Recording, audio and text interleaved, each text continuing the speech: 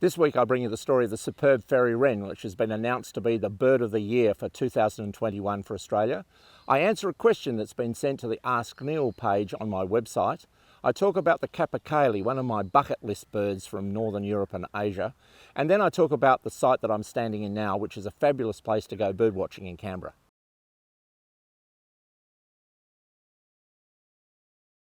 Hi, I'm Neil Hermes and welcome to my weekly bird wrap, where I bring you interesting stories about birds from all around the world every week.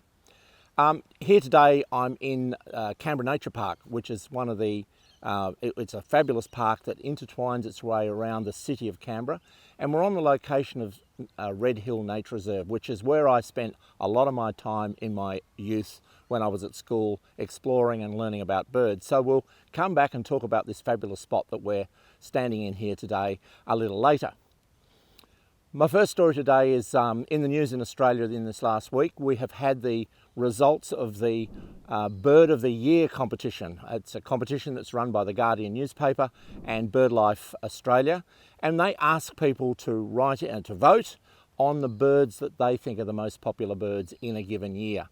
And it's a big deal, and lots of people put a lot of thought into which is their favourite bird, and there's lots of birds on the list, and it gets whittled down a bit like an election, and in the end there's a handful. And this week it was announced that the superb Fairy-wren is Australia's Bird of the Year this year. It closely beat the tawny frogmouth, which is a curious night bird which is found across Australia, and I'll bring some stories about the frogmouth in a wrap later on. And the number 3 bird this year was the gang, a bird that's very well known to me and I've spoken about before. So the superb Fairy-wren pipped the post. Those white cockatoos are nesting in the tree. You might be able to see them across my shoulder there.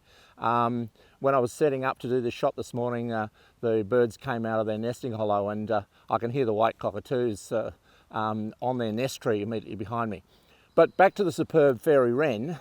It's won the most popular bird of Australia again this year. Superb Fairy-wrens are part of a group of wrens, sometimes just called wrens or fairy-wrens. Around about a dozen species around Australia and a few species in New Guinea. Very much an Australian-New Guinea group of birds, and they're the sweetest little things. They're tiny birds with long cocktails, and every part of Australia has one or other of the species in this group. And the one that's well known around most of the major capitals in the southeast of Australia and in Tasmania is the superb blue wren. And the male is exquisite. He has this brilliant blue and black plumage, has this long blue tail, and they really are extremely spectacular birds. The female is a brown colour, but curiously people will see some of the birds that have half and half, because what happens is the male loses his blue colouring during the winter and then gets his blue colouring back again the following breeding season. And sometimes they'll be in part plumage, or partly brown, partly blue. And some very old males will actually keep their blue plumage right through the year. So they're beautiful birds. And one of the things that's often said about superb Fairy-wrens is their sex life is as complicated as the sex life of Hollywood stars. They'll have a mate. But both the male and the female will mate with other birds in the territories around them, and frequently young fairy-wrens are brought up by adults that are not actually their biological father in particular. So they have a very complicated social arrangement. But the really cute thing about them, of course, is that they're common in our gardens, and this makes them well known to people. And as long as they have places to hide, they like bushy places with open country that they can run out onto and then retreat back from predators and danger into the shrubs. And not a lot of cats around. That's the sort of habitat around gardens and parks that they really do like, and we can create around our homes in the southeast of Australia. So the superb Fairy-wren, congratulations. It's won the Bird of the Year for 2021 yet again. My second story is a story that someone has asked me through the website to answer. If you go to my website, I have an Ask Neil site, and you can send me a question. And if I can answer it and do it on a YouTube or on my wrap, I will. And either which way, I'll send you a reply back. But this lady in Redfern in Sydney sent me a photograph of a curious piece of behaviour. and it was a bird sunbathing during the day. She'd seen a magpie lying prostrate on the ground, and you can see in the photographs attached to this clip, it does look really peculiar. I've included a photograph of a magpie lying on my picnic lounge outside on my barbecue area, and this particular bird just lay on the lounge, wings out, panting in the sun. And it's common amongst birds all around the world that some species of birds will do this. There's also a clip of some noisy miners lying in a vegetable patch with their wings all flat, lying prostrate on the ground. When you first see this behaviour, you think, oh my goodness, these birds are dead. And people go up to them to try and they seem to be in a trance, and people go up to them to sort of try and help them. But it's perfectly natural behaviour. The thing about birds is they have feathers. And feathers have to be kept in a really good condition for birds to be able to fly and also to keep themselves watertight. And so birds will spend maybe 10% of their waking hours preening their feathers to keep them in good condition. And what we think that birds are doing that are sunbathing is that they're allowing the heat of the sun to come in onto their skin.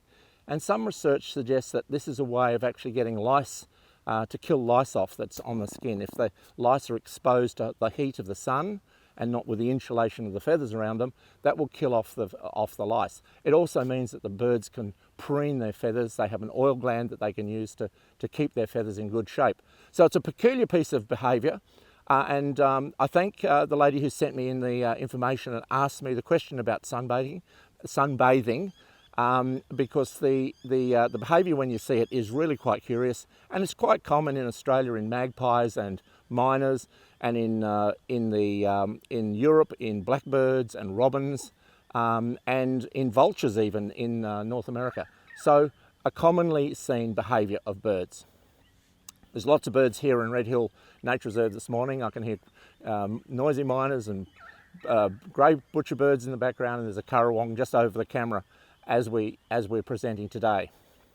My third story today is about a bird that's found in northern parts of Europe and across through Eurasia, and it's the Capercaillie. This is an amazing the largest grouse in the world, and it's an extremely rare bird in parts of its range, including in the UK. It's a large, enormous turkey-sized grouse that lives in the Scots pine, and it has this amazing behaviour during the nesting season. The males are double the size of the females, and they have what's called a lek, which is a display ground, and they have these amazing displays that they have.